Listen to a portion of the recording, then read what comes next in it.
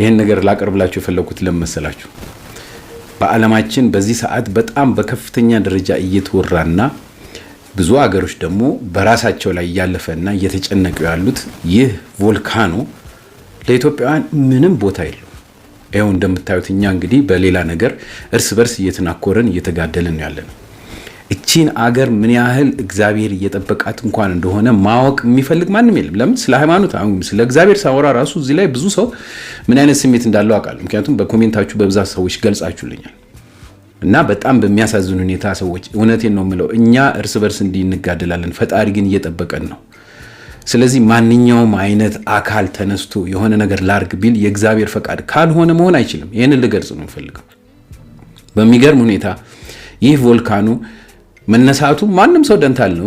ነገር ግን ብዙ ኬሚካሎች ብዙ ነገሮች ይዞ ነው ሄደው ሲሄድ ኢትዮጵያን አንዷን ቦታ ላይ ሳያርፍ ቀይ ባህርን ተሻግሮ ከየመን ጀምሮ ነው እንግዲህ ዛሬ ቻይና እንደገባ ሰምተናል። ይህ ኬሚካል ይህ እርሳስ ምናምን ያለበት ነገር ወደ መሬት ሲወርድ አትክልቶችን ምኖችን በአጠቃላይ የሚደረጉ የምንንቀሳቀስባቸውን ነገሮች በሙሉ አስቆሟል፣ ከፕሌን ጨምሮ። ይሄን ሰምታችኋል። ይህ ነገር እንግዲህ ፊቱን ወደኛ ቢያዞርስ በዚህ አይነት መስመር ያሰበው አለ? በእውነት እኔ በጣም ነው የሚገርመኝ። በእውነት እግዚአብሔር ይሄን ነገር ይጠብቃል ስንል የሚቀልዱ በጣም ብዙ ሰዎች እናንተ ምናምን እምነት የሚባለው ያ ነው፣ ከእግዚአብሔር ጋር በመንፈስ መገናኘት እና በእውነት እና ኢትዮጵያውያኖች እናስብበት። አንዳንድ ነገር ስናደርግ ለመሳሪያ ገንዘብ እንልካለን፣ ሰዎች እንዲፋጩ የሆነ አንድ ኃይል አንድ ቦታ ላይ እንዲቆም ምናምን ከኛ ውጪ ሌላ ይሄንን የሚመራ አምላክ እንዳለ እያወቅን እኛ እንድንቆጣጠረው እንፈልጋለን እና በጣም ነው የሚያሳዝነው በእውነት ይህ ጭስ ፊቱን ወደኛ ቢያዞር። ምክንያቱም ኢትዮጵያ ብዙ ጊዜ የአየር ጸባይ ሲታይ አይታችሁ እንደሆነ ከምስራቅ ወደ ምዕራብ ነው፣ ከህንድ ውቅያኖስ የሚመጣ የእርጥበት አዘል እንግዲህ ደመና ነው መጥቶ ኢትዮጵያን የሚያጠጣት። ይሄ ሁላችንም የምናውቀው ነገር ነው። ስለዚህ መሆን የነበረበት ከምስራቅ ወደ ምዕራብ ወይም ከምስራቅ መጥቶ ወደ ምዕራብ ደቡብ ምዕራብ ነው የሚሄደው። እዩ ሜትሮሎጂስት፣ ይሄ ነገር እንደዛ ቢሆን ኖሮ ከአፋር የሚመጣው ቀጥታ ስምጥ ሸለቆን ይዞ ወደ ታች ነበር የሚመጣው። አዲስ አበባ የለ ምን የለ ኬንያ ናይሮቢ ድረስ የሚሄድ ነው። ነገር ግን እግዚአብሔር ለዚህ እንኳን አበቃን። እንዲሁ 10,000 ዓመት በኋላ የፈነዳ ነገር ሲባል እንኳን ምንም ሰው ቦታም አልሰጠውም። ይህ ነገር በዚህ የሚቆጣጠሩበት ምንም አይነት መንገድ የሌለበት ትልቅ ክፋት ነበር የሚመጣው። ይሄ ሁሉ የታረሰ ይሄ ሁሉ የተሰበሰበ እህል አመድ ነው የሚበላው። በዛ ላይ ክብሪ ሲጫርበት በቃ መንደድ ነው፣ ወይም ትንሽ ሙቀት ካገኘ መቃጠል ነው ያ ነገር። ምክንያቱም እርሳስነት ጠባይ ሁሉ አለው። ደመናው ላይ ይዞ የወረደው ጥቁር አሽ ነው የሚባለው። እስቲ በዚህ እንኳን አይተን እንዲው በእውነት በእግዚአብሔር በእውነት መናገር ያቅተኛል አንዳንዴ ምን ማለት እንዳለብን። እንዲው ዝም ብዬ ነው ይሄን ፕሮግራም ሰራው ላለው ለምን ምንም ሰው የሚረዳው ያለ አይመስለኝም። ብዙ ነገር ውስጥ ነው ያለ ነው። ያንን ሁሉ እያሳለፈልን ያለው አምላክ ነው በእውነት። ስለዚህ ይሄን ነገር በደንብ ተረዱት እና በሌላ ግጭት ብቻ ሳይሆን ከእንደነዚህ አይነት ተፈጥሯዊ ግጭት የሚያድን አምላክ አለና ይሄንን እያሰብን እንነጋገር። የራሳችሁን ኮሜንት ስጡ። ትንሽ እስቲ ለዚህ ነገር ላሳልፍና ወደ ፕሮግራማችን እንቀጥላለን። እቺ ጉደኛ ሀገር የማታስተናግደው የለ። እንግዲህ በአፋር ክልል ያለው ጫሌ ቮልካኖ ወደ ሰማይ 15 ኪሎ ሜትሮችን እንደተምዘገዘገ ነው የመጀመሪያ ጊዜ ሲፈነዳ እየሰማን ያለነውና አሁን ደግሞ ይህ ጭስ አካባቢውን ከማፈንም አልፎ ጅቡቲን፣ ቀይ ባህርን፣ የመንን፣ ኢራንን፣ ህንድን አልፎ ቻይና ደረሰ ይሉናል።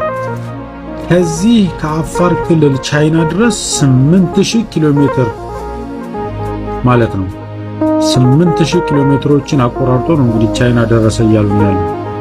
እዚህ ምስሉ ላይ በምትመለከቱት መልኩ የመን ላይ መሬቱ በሙሉ ጥቁር ጭስ፣ የሶላር ፓኔላቸው በሙሉ ጥቁር ጭስ የተሸፈነበት የቤቶቻቸው ጣራ በሙሉ ማለት ነው።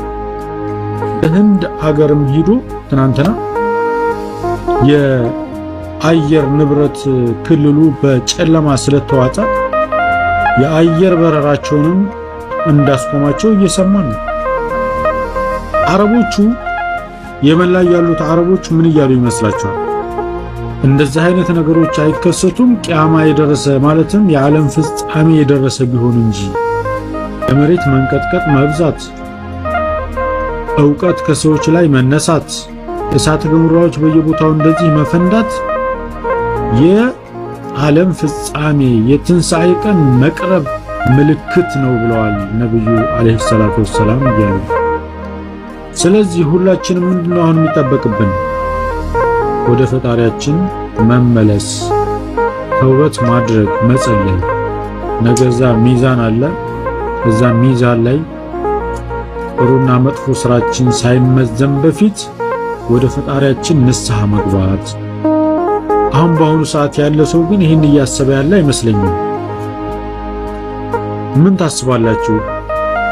አሁን ወደ ፈጣሪው መመለስን የሚያስብ ሰው ነው ያለው ወይስ ዛሬም ሆዱን ሞልቶ መዋሉን ማደሩን ማሰብ ብቻ የሆነ ማህበረሰብ ነው የበዛው? እስኪ ንገሩኝ፣ ኮሜንት ላይ አስቀምጡልኝ። የፕላስ ምልክቱን በመጫን ደግሞ ቤተሰብ መሆናችሁንም አትርሱ። ሼር፣ ኮፒ ሊንክ በማድረግ ለሌሎች አዳርሱት። አናስ አሁን ባለው በእሳተ ገሞራ ምክንያት በጣም ብዙ ኢንፎርሜሽኖች እየወጡ ይገኛሉ። ከነሱ መሃል ትልቅ ችግር ውስጥ ነን ብለው ራሳቸውን እያሰቡ ያሉት የመኒዎች ናቸው። ኢንተርናሽናል ሚዲያዎች እየዘገቡት ነው። የመኒዎች እንደ ጫት ያሉ ነገሮች ማንም እንዳይቀምሳቸው ብለዋል። ቢኮዝ በአየር መታወቅ ምክንያት መርዝ ነው ብለው ስለሚያስቡ ውሃዎች መሸፈን አለባቸው፣ ፌስ ማስክ ማድረግ አለባቸው፣ ሰው ከቤት እንዳይወጣ፣ ምግቦች፣ ቆስጣ፣ ቬጂቴብል ነገሮች እንዳትጠቀሙ የሚል በጣም መረጃዎች እየወጡ ይገኛሉ። የት? የመን። በኢትዮጵያ ደረጃ ግን ስንመጣ ደግሞ ኢትዮጵያ ውስጥ እስካሁን እናንተ ሰምታችኋል፣ በጣም ብዙ መረጃ አልጋ ሰው በጣም ሚዲያ ትልቅ ሽፋን ሰጥቶ እየዘገበው ይገኛል። ኢትዮጵያ ውስጥ ግን እሳተ ገሞራ እንዳለ እናውቃለን። ያን ያህል ግን መረጃ የለንም። እንዴት እንደሆነ አላውቅም። እዛ ያሉ ሰዎች ምን እየሰራችሁ እንደሆነ አላውቅም። ስለዚህ ኢንፎርሜሽን ለህዝብ አሳውቋቸው። ቅድመ ጥንቃቄ ምን መደረግ አለበት? አሁንስ ምን እየሰራችሁ ነው? እስኪ ይሄን ነገር አሳውቁን።